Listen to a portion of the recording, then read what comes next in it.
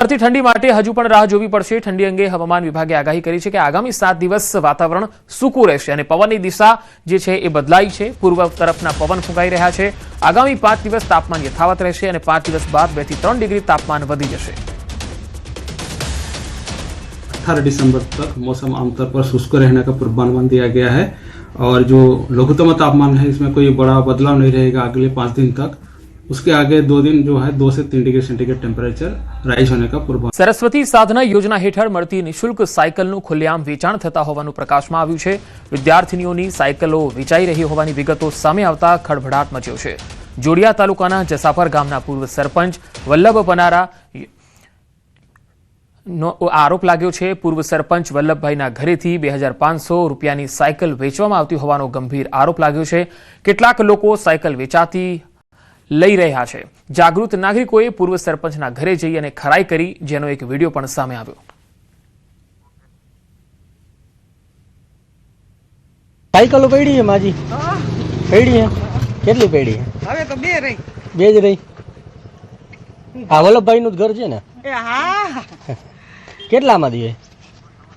2500 માં। ન્યૂઝ 18 આ સમગ્ર મામલે સવાલ ઉઠાવી રહ્યું છે સાયકલ કૌભાંડ છે। કોણ છે સરકારી સાયકલના આ સોદાગરો જેઓ બારોબાર વહીવટ કરવા માંગે છે, સાયકલોનું વેચાણ કરે છે? વિદ્યાર્થીનીઓના હકની સાયકલ કોણે વેચી? ગરીબ વિદ્યાર્થીનીના હકની સરકાર દ્વારા વિનામૂલ્યે આપવામાં આવતી સાયકલ 2500 રૂપિયામાં વેચાતા અનેક સવાલ ઉઠી રહ્યા છે। આ ગંભીર આરોપની જાણકારી મળતા અધિકારીઓ પણ ચોંકી ગયા। તેઓ આ મુદ્દે તપાસ કરી યોગ્ય કાર્યવાહીની ખાતરી આપી રહ્યા છે। લીધી है ने वल्लभ छगनभाई पनारानी अहींया घरेथी लीधी है।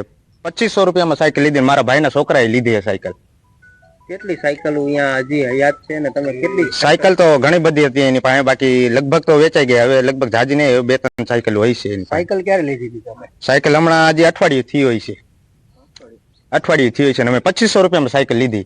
કોઈ પણ સ્થાને કોઈ પણ જગ્યાએ જો અમારી શાળા દ્વારા અથવા તો શાળાના આચાર્ય દ્વારા કોઈ પણ આ બાબતે જો ક્ષતિ જોવામાં આવશે તો એમની સામે તંત્ર દ્વારા નિયમાનુસાર કાર્યવાહી કરવામાં આવશે। मृत्यु पामेला भाई ने जीवतो बतावी खेतीनी जमीन वेची नाखी। मलेकपुर गामे खेतीनी संयुक्त कब्जेदार जमीन पर मोटुं कौभांड सामे आव्युं।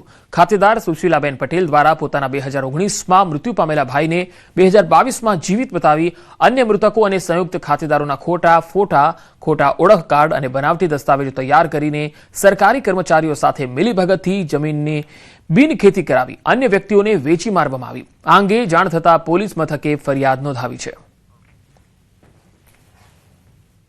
जाण बार बिन खेती करावी लीधेली छे, जे अमोने जाण ज नथी। अमारी कोईपण जग्याए सही नथी करेली के अमारो ओरिजिनल फोटा पण नथी ચોંટાડેલા।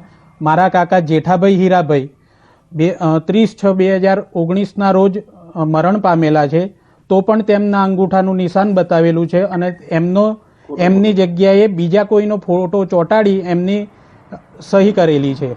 मारा पतिनुं नाम पटेल जेठाभाई हीराभाई ए मरी गયેલા છે, છતાં એમનો ફોટો અને સહીઓ લગાવીને ખોટા દસ્તાવેજ અને સહી કરેલી છે।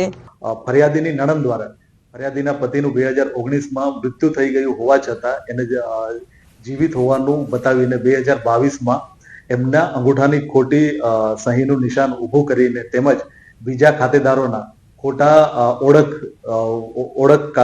ઓળખના પુરાવા તરીકે ચૂંટણી કાર્ડનો ઉપયોગ કરીને તેમજ खोटा फोटाओ ચોંટાડીને आ जे जमीन છે એને ખેતીમાંથી બિન ખેતીની કરી દેવામાં આવી અને ત્યારબાદ એને વેચી દેવામાં આવેલ છે।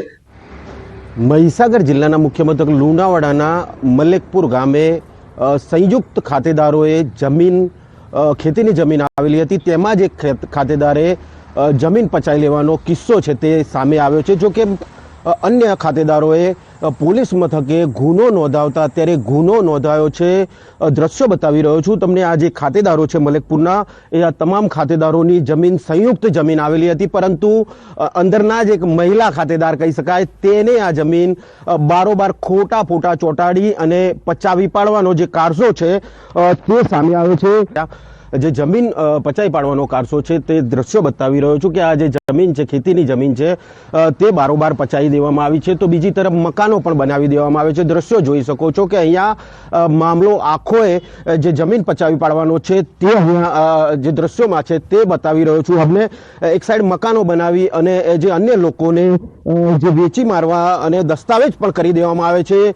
વાત છે અહીંયા મલેકપુરની કે જે મોટા ખાતેદાર કહી શકાય કે 18 જેટલા ખાતેદારોની જમીન બારોબાર અન્ય એક ખાતેદાર મહિલા ખાતેદાર છે તેને જમીન પચાવી પાડવા એને કરાવી છે. અને એને કરાવ્યા બાદ તેમાં ખોટા મરણ ગયેલાના ફોટો, નાની છોકરીઓ તેના ફોટો અને નામ અલગ અને ફોટા અલગ જેવા મોટો કારસો અહીંયા મિલીભગત કરીને કર્યો હોય તેવું સામે આવી રહ્યું છે. મિતેશ ભાટિયા, ન્યૂઝ 18 ગુજરાતી, મહીસાગર.